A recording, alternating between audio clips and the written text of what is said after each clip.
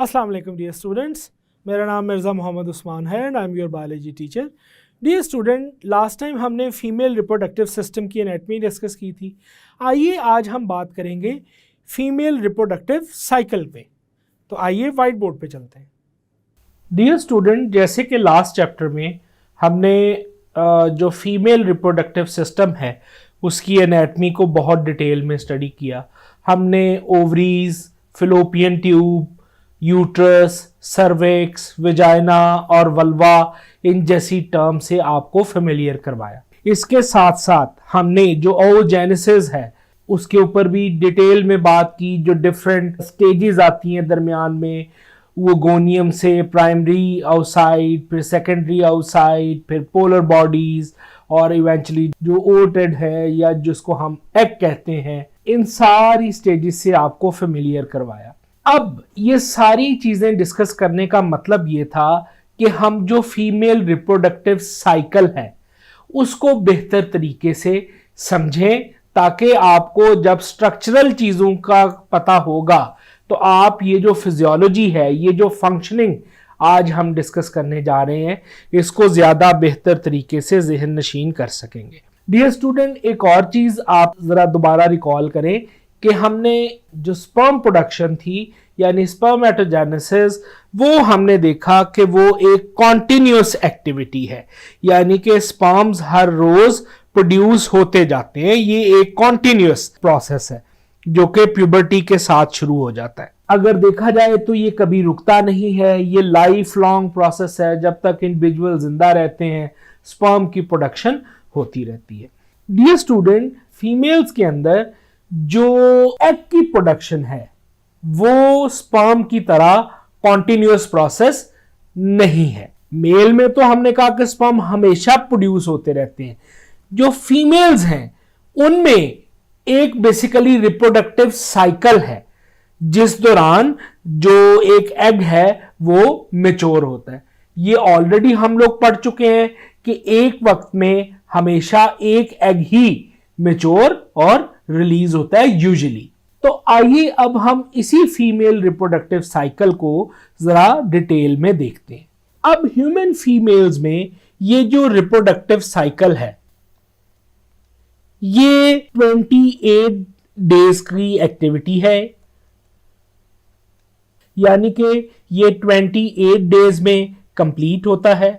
और इस दौरान जो पूरा रिप्रोडक्टिव सिस्टम है उसमें स्ट्रक्चरल और इसके साथ साथ फंक्शनल चेंजेस आती हैं, वो अभी हम डिस्कस करेंगे।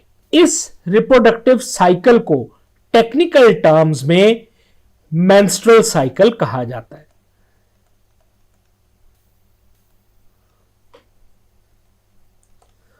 ये जो सारी एक्टिविटी है या ये जो सारा साइकिल है, बेसिकली ये under the influence of hormones हो रहा होता है। और ये हॉर्मोन्स कौन से हैं, रिकॉल करें जरा। Very good, they are the pituitary, गोनेडोट्रोपिन्स।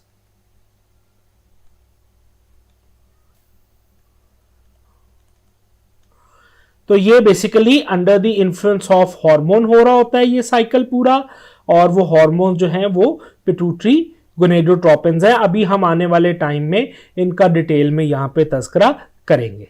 जैसा कि हमने शुरू में बताया कि ये जो फीमेल रिप्रोडक्टिव साइकिल है ये पूरे रिप्रोडक्टिव ट्रैक की यानी फीमेल रिप्रोडक्टिव ट्रैक की ना सिर्फ एनाटमी को चेंज करता है या उसमें स्ट्रक्चरल चेंजेस आती हैं, बल्कि इसके साथ साथ उसमें हार्मोनल और फिजियोलॉजिकल चेंजेस भी आती हैं।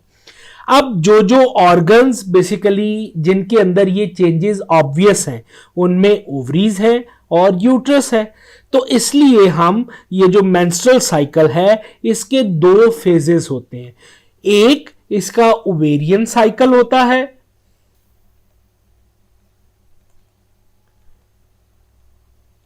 और दूसरा इसका यूट्राइन साइकिल है। ओवेरियन साइकिल से मुराद कि ओवरीज के अंदर जो आउटसाइड की डिफरेंट फेजेस हैं जो फॉलिकल के डिफरेंट फेजेस हैं, जो ओवरी के अंदर चेंजेस आती हैं इस रिप्रोडक्टिव साइकिल के दौरान, वो सारी उस ओवेरियन साइकिल के अंदर स्टडी की जाती हैं। और जो यूट्रस के अंदर चेंजेस आती हैं स्ट्रक्चरल एंड फिजियोलॉजिकल, ये सारी इस यूट्राइन साइकिल के अंदर स्टडी की जाती है। डियर स्टूडेंट्स, ये जो हमने दो डिविजन्स बनाई हुई हैं, ये सिर्फ अंडरस्टैंडिंग की कन्वीनियंस के लिए बनाई होती हैं। ये सारी चीजें बेसिकली, ये दोनों जो साइकिल्स हैं ओवेरियन और यूट्राइन, ये साइमल्टेनियसली चल रहे होते हैं। अब यहां इस लेफ्ट साइड के ऊपर जो आपकी स्क्रीन है, यहां पे मैं हर एक स्टेप लिखता जाऊंगा और फिर उस स्टेप को मैं इस फिगर के ऊपर आपको डिटेल से एक्सप्लेन करता जाऊंगा।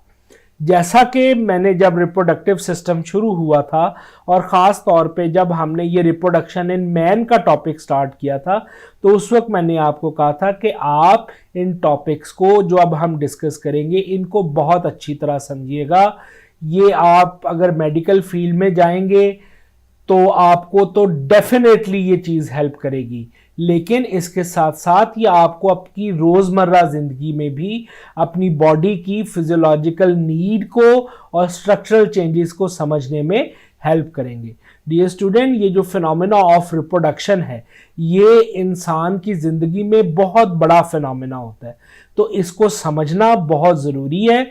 So being a student of medical sciences, आप इस चीज़ को बड़े डिटेल में देखें और फिर इसको ना सिर्फ इससे आप एजुकेशन में आपको बेनिफिट मिलेगा, बल्कि आपको रोज़मर्रा ज़िंदगी में जो थोड़े बहुत इश्यूज़ हैं रिलेटेड टू दिस सिस्टम या इस सिस्टम की नॉर्मल फिजियोलॉजी को समझने में बहुत ज़्यादा हेल्प मिलेगी। अच्छा जी, अब जो फर्स्ट स्टेप है यहाँ पे स्टूडेंट्स, इस पिक्चर को अगर आप समझें तो सबसे पहले यहाँ पे देखें, ये वो इवेंट्स हैं इस तरफ जो कि ओवरीज में हो रहे हैं। उसके बाद ये वो इवेंट्स हैं जो कि यूट्रस में हो रहे हैं। तो आपने इस चीज को याद रखना है, ये सारे ओवेरियन इवेंट्स हैं और ये जो चेंजेस दिखाई हुई हैं ये बेसिकली जो inner most wall of the uterus है, जिसको हम एंडोमेट्रियम कहते हैं, उसके अंदर उसकी थिकनेस में जो चेंजेस हैं वो यहां पे दिखाई हुई है। अच्छा जी, जब फीमेल्स में प्यूबर्टी आती है तो जो पिट्यूटरी ग्लैंड है वो रिलीज करता है फॉलिकल स्टिमुलेटिंग हार्मोन्स।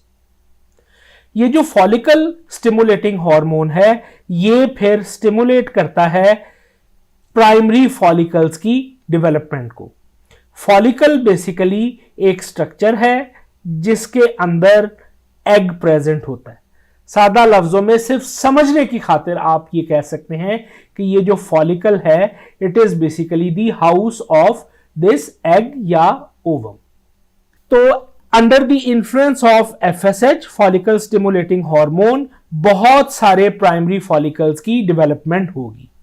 फिर उनमें से सिर्फ एक फॉलिकल जो है वो आगे ग्रो करेगा और जो बाकी हैं वो डीजनरेट कर जाएंगे। अब ये जो एक फॉलिकल ग्रो करेगा इसमें जो एग है वो इस वक्त प्राइमरी आउटसाइड की स्टेज पे होगा। अब ये जो प्रोसेस जिसमें जो एक फॉलिकल सिलेक्ट हो गया उसके अलावा जो बाकी फॉलिकल्स हैं वो डीजनरेट कर जाते हैं, इस प्रोसेस को हम फॉलिकुलर एट्रीजिया कहते हैं। सादा लफ्जों में follicle atresia is a degenerative process जिसके रिजल्ट में जो फॉलिकल्स हैं other than the selected one वो डीजनरेट कर जाते हैं। अच्छा जी, अब जो ओवरी है ये भी अंडर द इन्फ्लुएंस ऑफ और under the stimulus of follicle stimulating hormone ये एस्ट्रोजन हार्मोन प्रोड्यूस होता है ओवरी में। ये जो एस्ट्रोजन हार्मोन है ये स्टिमुलेट करता है एंडोमेट्रियम को। जो एंडोमेट्रियम है it is the inner most lining of the uterus. ये जो अंदर की तरफ यहां पे ये लाइनिंग है, ये अंदर की तरफ यूट्रस की, दिस इज बेसिकली एंडोमेट्रियम। और ये उसमें ब्लड वेसल्स की ग्रोथ करवाता है जिसको हम कहते हैं वैस्कुलराइजेशन। जिसके साथ साथ यानी कि एंडोमेट्रियम की डेवलपमेंट के साथ साथ उसकी वैस्कुलराइजेशन के साथ साथ ये जो एस्ट्रोजन है ये नेगेटिव फीडबैक के थ्रू फॉलिकल स्टिमुलेटिंग हार्मोन की सिक्रेशन को इनहिबिट करता है फ्रॉम दी पिट्यूटरी ग्लैंड। अब जब एफएसएच की प्रोडक्शन कम हो जाएगी और एस्ट्रोजन जो है उसकी प्रोडक्शन इंक्रीज हो जाएगी तो इसके रिजल्ट में एलएच यानी कि ल्यूटिनाइजिंग हार्मोन पिट्यूटरी ग्लैंड से स्क्रीट होगा और ये जो पिट्यूटरी ग्लैंड से स्क्रीट होने वाला ल्यूटिनाइजिंग हार्मोन है ये इंड्यूस कराएगा ओवुलेशन को which is the process of release of the ovum from the follicle. यहां इस पिक्चर के ऊपर देखिए ये सारी इनिशियल ग्रोइंग फॉलिकल्स हैं। इनमें से ये वो फॉलिकल है जो रिक्रूटमेंट के बाद सिलेक्ट हुआ था और ये रिक्रूट हुआ है, ये मैच्योर होता जाएगा, इसके अंदर ग्रोथ आती जाएगी और अल्टीमेटली फिर यहां इस स्टेज के ऊपर जब एलएच की सर जाएगी तो उसके रिजल्ट में इस फॉलिकल के अंदर ये जो एंट्रैप्ड एग है ये यहां से रिलीज हो जाएगा और इस प्रोसेस को हमने क्या कहा, ओवुलेशन। अब जब फॉलिकल्स में से ये एग ओवुलेशन के रिजल्ट में रिलीज हो जाएगा तो ये जो बाकी फॉलिकल्स के सेल हैं ये एक खास स्ट्रक्चर में कन्वर्ट हो जाते हैं which is yellowish in appearance. ये जो येलोविश ग्लैंडुलर टिश्यू है, जो स्ट्रक्चर है, जो आफ्टर ओवुलेशन बाकी फॉलिकल सेल्स के ऊपर ट्रांसफॉर्म हुआ है या जो बाकी फॉलिकल सेल्स हैं आफ्टर ओवुलेशन वो इस येलो ग्लैंडुलर टिश्यू में जो ट्रांसफॉर्म हुए हैं इसको हम कार्पस ल्यूटियम कहते हैं। अब ये जो कार्पस ल्यूटियम है ये एक बड़ा इंपॉर्टेंट हार्मोन स्क्रीट करता है और उस हार्मोन को प्रोजेस्टेरॉन कहा जाता है।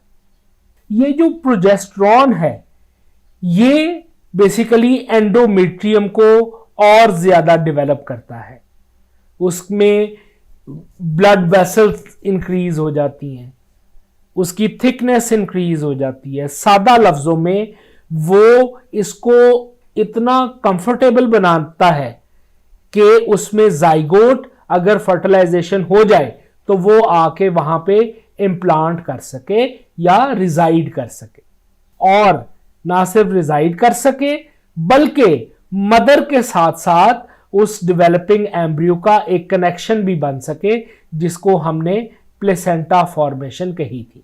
प्लेसेंटा बेसिकली मदर और फीटस के दरमियान में एक कनेक्शन होता है, अभी आने वाले लेक्चर्स में हम डिस्कस करेंगे। तो ये रोल है इस कार्पस ल्यूटियम का। कार्पस ल्यूटियम बनता कैसे है? ओवुलेशन के बाद जब एग रिलीज हो जाता है तो जो फॉलिकल्स हैं, जो फॉलिकुलर सेल्स हैं वो बेसिकली इस येलो ग्लैंडुलर टिश्यू में कन्वर्ट होते हैं जिसको कार्पस ल्यूटियम कहा जाता है। अच्छा जी, अब अगर ओवुलेशन के बाद फर्टिलाइजेशन ना हो तो फिर क्या होगा? तो इसके बाद अगर फर्टिलाइजेशन नहीं हुई तो ये जो कार्पस ल्यूटियम है ये डीजनरेट करना शुरू कर देगा, रिग्रेस करना शुरू कर देगा और ये जो रिग्रेसिंग या डीजनरेटिंग कॉर्पस ल्यूटियम है इसको कॉर्पस अल्बिकेंस कहा जाता है। फिर चूंकि कॉर्पस ल्यूटियम खत्म हो गया तो कौन सा हार्मोन खत्म होगा? वेरी गुड, जो प्रोजेस्टेरॉन है वो भी आहिस्ता आहिस्ता खत्म होना शुरू हो जाएगा और फिर वो जो उसका सपोर्टिंग इफेक्ट था एंडोमेट्रियम के ऊपर वो भी रिड्यूस हो जाएगा। तो फिर अल्टीमेटली वो जो एंडोमेट्रियम है वो ब्रेकडाउन होगी जिसके रिजल्ट में जो चूंकि हमने पहले बात की थी कि वहां पे ब्लड सप्लाई बहुत रिच हो गई है, नई ब्लड वेसल्स बनी है, वैस्कुलराइजेशन हुई हुई है, तो जिसकी रिजल्ट में अब वो सारी ब्लड वेसल्स भी दोबारा डैमेज होंगी, उनका ब्रेकडाउन होगा जिसकी वजह से बहुत ज्यादा ब्लड जो है वो डिस्चार्ज होता है। जिसके साथ साथ वहाँ पे सेलुलर डेब्रिस भी आ रहा होता है, क्योंकि एंडोमेट्रियम के जो सेल्स हैं उनकी प्रोलिफरेशन भी तो हुई थी ना, क्योंकि लेयर इंक्रीज हुई थी, उनकी थिकनेस इंक्रीज हुई थी। तो अब जब वो डीजनरेशन होगी तो उसमें ब्लड वेसल्स की भी डीजनरेशन होगी और जो वॉल ऑफ द एंडोमेट्रियम है उसकी भी डीजनरेशन होगी। तो अब ये जो हैवी ब्लड का डिस्चार्ज होता है इसको बेसिकली मेंस्ट्रुएशन कहा जाता है। और ये वाली जो स्टेज है ये यूजुअली 3 से 7 दिन तक की होती है।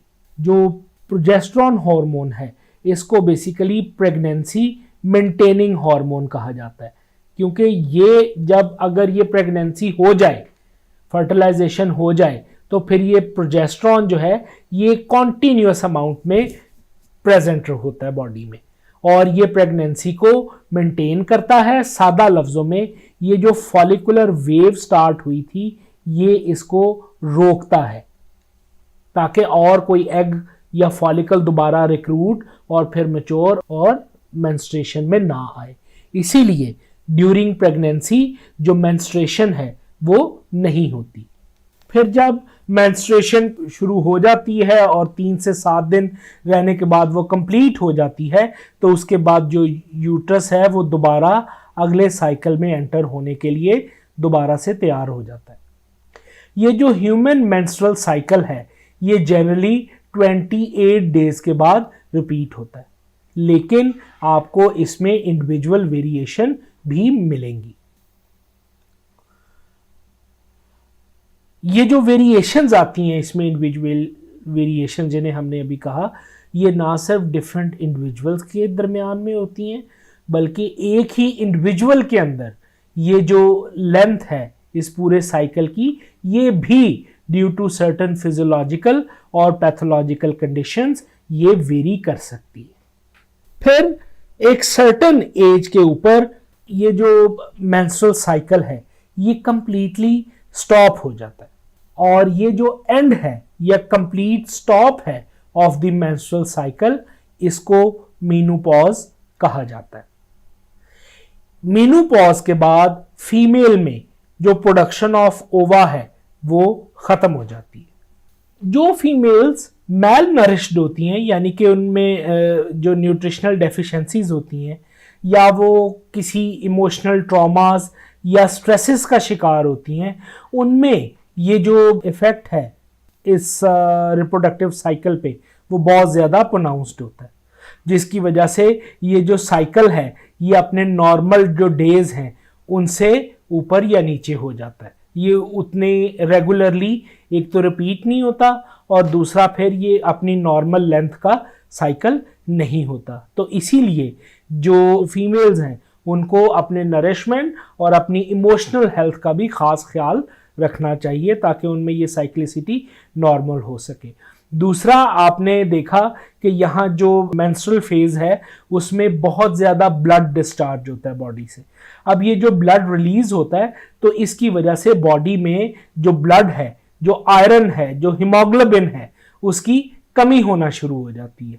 तो इसके लिए कुछ आयरन सप्लीमेंट्स अवेलेबल है जो कि आप अपने जो डॉक्टर या प्रैक्टिशनर है उसकी सजेशन से आपको वो जो विमेन हैं उनको लेने चाहिए। इसके साथ साथ अपनी जो नरिशमेंट है उसको भी बेहतर करना चाहिए और अपनी इमोशनल हेल्थ के ऊपर भी वर्क करना चाहिए। इस फिगर में भी ज़रा देखें, सबसे पहले ये वाला तो जो फेज़ है ये तो अगर प्रेगनेंसी नहीं हुई तो उसके रिजल्ट में ये मेंस्ट्रुएशन होगी। अब सबसे पहले ये जो फॉलिकुलर फेज है इसको भी ज़रा इस पिक्चर में देख लें। इसमें बेसिकली फॉलिकल्स की ग्रोथ होती है, फिर ओवुलेशन का टाइम आता है और उसके बाद फिर ये ल्यूटियल फेज शुरू हो जाता है जिसमें कॉर्पस ल्यूटियम बनता है और अगर वो रिग्रेस हो जाए तो फिर वो कॉर्पस अल्बिकेंस बन जाता है। यहाँ नीचे यूट्रस के अंदर अगर देखेंगे तो ये वो मेंस्ट्रुएशन वाला फेज है जिसमें ये सारी एंडोमेट्रियम की भी डीजनरेशन होगी, इसके साथ ब्लड वेसल्स की भी डीजनरेशन होगी। फिर यहाँ ये नया साइकिल स्टार्ट हो रहा है जो कि प्रोलिफरेटिव फेज है जिसमें एंडोमेट्रियम ग्रो कर रही है, ब्लड वेसल्स भी अंदर ग्रो कर रही हैं। फिर यहाँ पे ये स्क्रीटरी फेज है, यहाँ पे भी एंडोमेट्रियम की जो थिकनेस है वो इंक्रीज़ होती जाती है और ये जो कॉर्पस ल्यूटियम है ये प्रोजेस्टेरॉन स्क्रीट कर रहा होता है यहाँ पे। अगर प्रेगनेंसी हो जाएगी तो प्रोजेस्टेरॉन मेंटेन रहेगा, अगर प्रेगनेंसी नहीं होगी तो जैसे कॉर्पस ल्यूटियम रिग्रेस करेगा प्रोजेस्टेरॉन भी रिग्रेस कर जाएगा और अल्टीमेटली फिर यहाँ इसके बाद दोबारा मेंस्ट्रुएशन स्टार्ट हो जाएगी। तो ये एक ओवरव्यू है फीमेल रिप्रोडक्टिव साइकिल का। इसमें जो क्वेश्चन बन सकता है, एक तो बड़ा लॉन्ग टर्म, एक तो ऐसे टाइप क्वेश्चन है कि describe the female reproductive cycle और describe the menstrual cycle with the help of diagram. तो इसमें डियर स्टूडेंट आपने ये डायग्राम साथ बतानी है और यहाँ जो मैंने स्टेप्स में आपको ये सारा सिस्टम बताया है उस तरह से आप इस क्वेश्चन को आंसर करेंगे। इसके अलावा मुख्तलिफ फिल इन द ब्लैंक्स भी पूछे जा सकते हैं, यानी कि the length of reproductive cycle in female is dash days, तो आप कहेंगे कि इट इज ऑफ 28 डेज। तो इस तरह की चीजें फिल इन द ब्लैंक्स या मल्टीपल चॉइस क्वेश्चंस में भी पूछी जा सकती है। अब डियर स्टूडेंट एक चीज यहां पे आती है कि आखिर ये एस्ट्रस साइकिल में कि आखिर ये एस्ट्रस साइकिल क्या चीज है। तो डियर स्टूडेंट्स जो एस्ट्रस साइकिल की टर्म हम यूज करते हैं ये एक तो हम मैमल्स में यूज करते हैं अदर देन ह्यूमन बीइंग्स। अब ये जो साइकिल है एस्ट्रस साइकिल, इसमें जो एस्ट्रोजन प्रोड्यूस हो रहा होता है वो यूट्रस को प्रिपेयर करता है फॉर कंसेप्शन यानी कि प्रेगनेंसी के लिए, और इसके साथ साथ वो फॉलिकल की डेवलपमेंट भी करता है ताकि उसके अंदर ओवा की भी डेवलपमेंट हो साथ साथ। अब इस स्टेज के ऊपर जब ये सारा ओवा फॉलिकुलर डेवलपमेंट हो रही होती है तो यहां पे जो फीमेल है उसको मेटिंग की डिजायर होती है फॉर ओवुलेशन, और इसी डिजायर के रिजल्ट में वो डिफरेंट साइंस देती है, डिफरेंट तरीके से वो इस डिजायर को एग्जिबिट करती है, और इस exhibition of the desire for mating को हम हीट कहते हैं।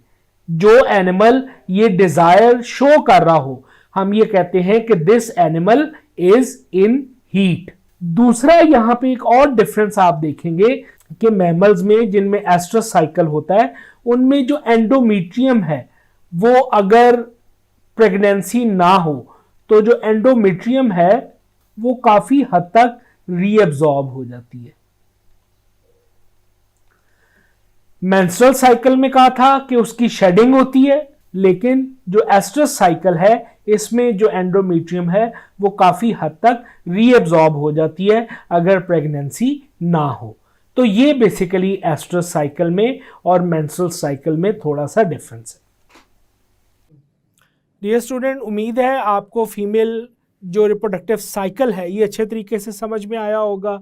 इसमें जो जो हार्मोनल चेंजेस आती हैं, जो ऑर्गन्स के अंदर चेंजेस आती हैं वो आपने अच्छे से समझी होंगी। इस टॉपिक को अच्छी तरह एक दफ़ा बुक से पढ़िएगा और मुझे अगले टॉपिक तक के लिए इजाज़त दें। अल्लाह हाफ़िज़।